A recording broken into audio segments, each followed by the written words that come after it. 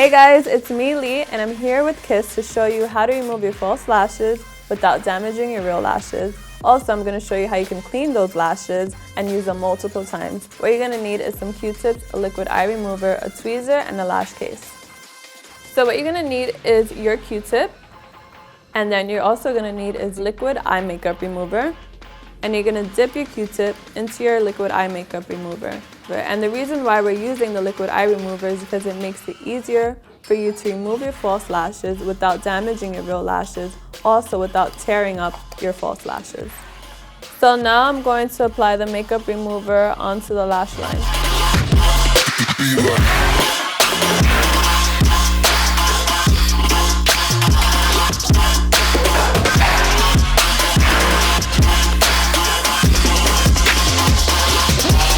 So now I'm going to show you how to take care of your lashes by removing the glue on the lashes so that you'll be able to use it multiple times. So now I'm going to take the tweezers to remove the eyelash glue on the lashes.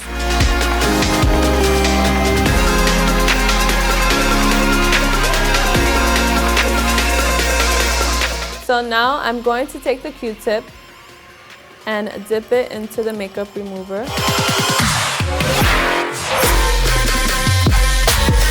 And then apply it onto the lashes to remove any extra makeup that was on the lashes.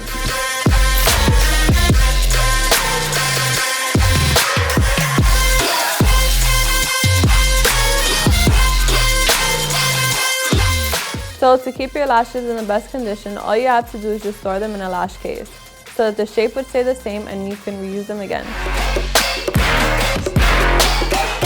Thanks guys for watching. I hope that you found this video useful on how to remove and take care of your lashes. Bye guys.